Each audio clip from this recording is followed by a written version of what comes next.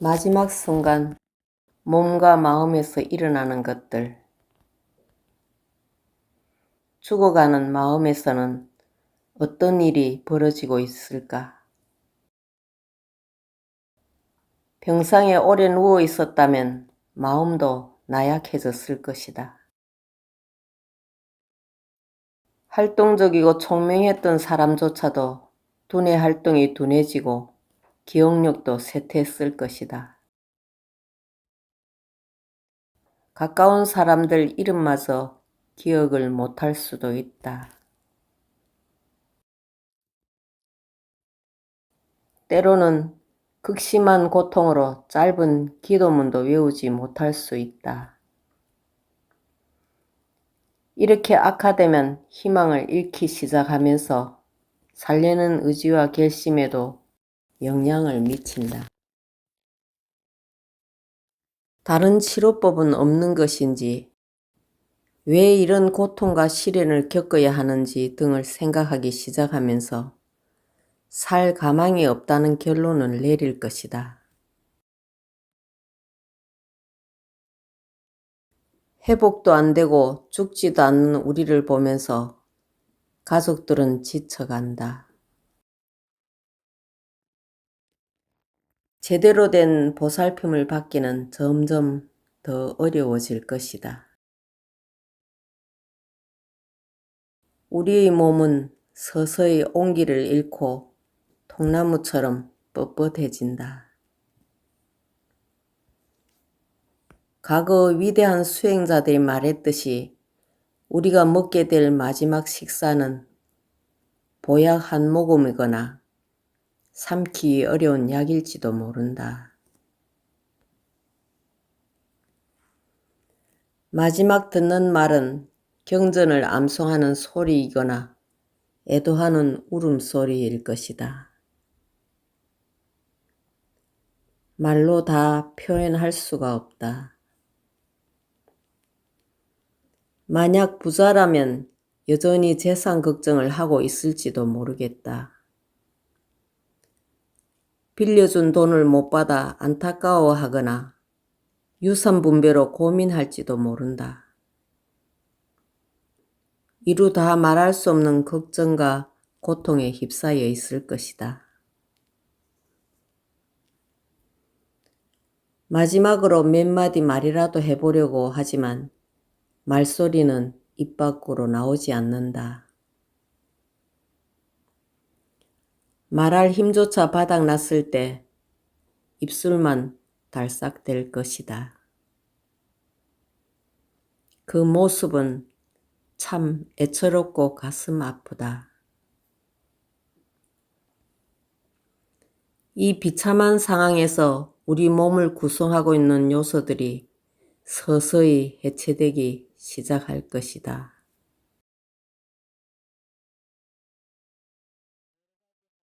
여러 가지 환각에 시달린다. 땅속으로 가라앉는 느낌이 들거나 높은 곳에서 떨어지는 느낌이 들지도 모르고 화끈거리는 느낌이 들지도 모른다.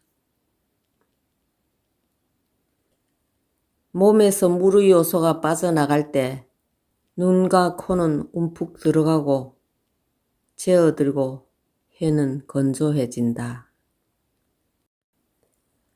단단한 요소들이 해체될 때 몸은 앙상해진다. 불의 요소가 해체될 때 몸이 차가워진다. 바람의 요소가 해체될 때 몸을 움직일 수 없으며 호흡은 힘들어진다. 숨을 가쁘게 쉬다 마지막 숨을 헐떡거리며 마실 것이다. 심장박동이 멈추면 몇 분 안에 뇌 작용도 멈춘다. 그러면 의학적으로 사망자로 간주된다. 현대의학에 따르면 호흡이 멎고 심장박동이 멈추면 몇 분 안에 뇌작용도 정지된다고 한다. 하지만 불교에서 설명하는 바에 따르면 아직 4단계를 더 거쳐야 한다. 외부로 나타나는 작용은 더 이상 없고 내부에서 진행되는 느낌들만 있다.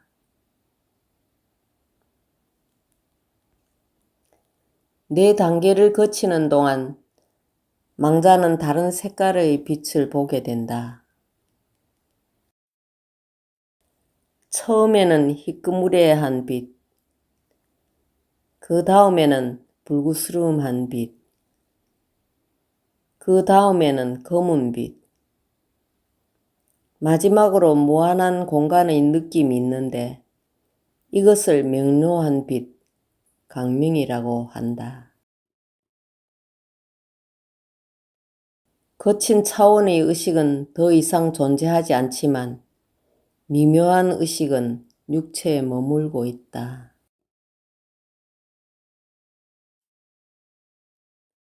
의식이 명료한 빛에 머물 수 있는 능력은 높은 경지에 오른 수행자에게만 있는 것이지만 가끔은 보통 사람들이 우연히 그 빛에 머물기도 한다. 사후 명료한 빛에 머문 대표적인 수행자가 바로 내 스승인 링린포체이다. 내 스승은 그 상태에서 13일 동안이나 머물렀다. 그 시간 동안 몸에서는 강체가 나고 생기를 유지했다. 우리가 살아있는 동안에 의식주를 해결하기 위해 재산을 모으기 위해 온갖 고생을 하지만 죽을 때는 모두 남기고 가야 한다.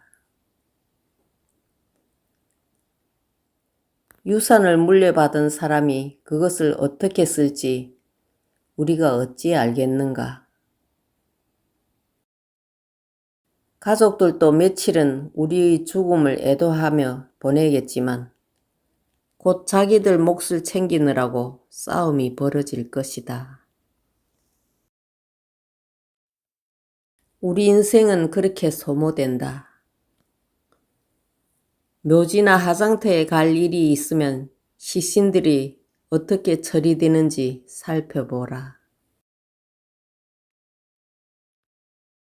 우리도 그들과 다르지 않다는 것을 기억하라. 이를 통해 모든 것은 항상 변한다는 무상을 명상할 수 있다. 우리가 죽었다가 해서 마른 짚이 타버리듯이 그렇게 사라지는 것은 아니다.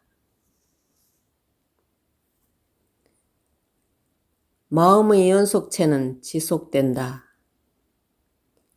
행복한 곳에서 태어날지 불행한 곳에서 태어날지는 우리가 행했던 도덕적 수행에 달렸다.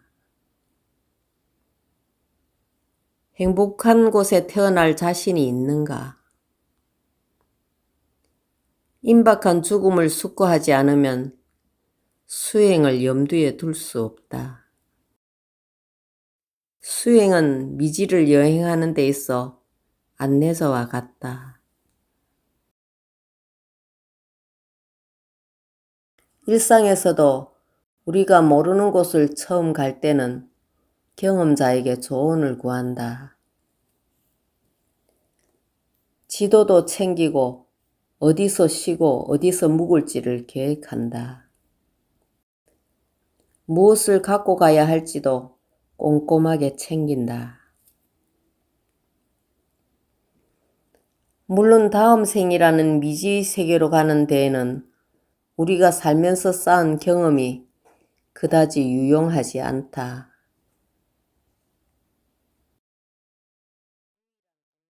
유일한 안내자는 수행이다. 마음을 철저하게 준비하고 마음을 바꿔야 한다는 의미에서 하는 말이다. 다음 생이라는 미지의 세계로 여행을 떠날 때 어떤 수행이 우리에게 도움이 될까? 바로 선행이다. 우리가 영원히 신뢰할 수 있는 것은 선행이다. 선행을 쌓는 방법은 구체적이다.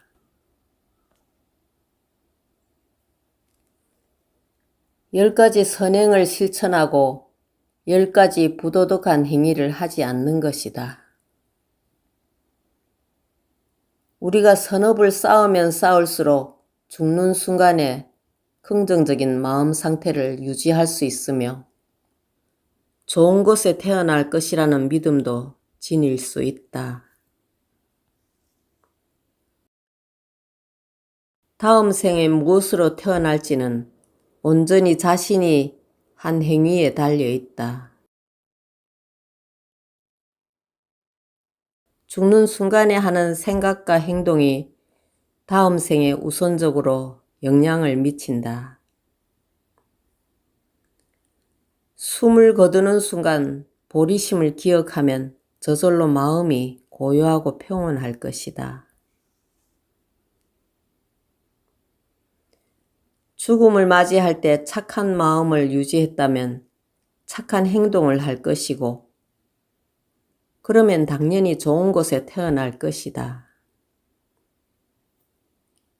그러므로 불교적 관점에서 인생을 의미 있게 산다는 것은 도덕적인 마음 상태에 익숙해지도록 하는 것이다. 그것이 죽음을 맞이할 때 큰 도움을 준다.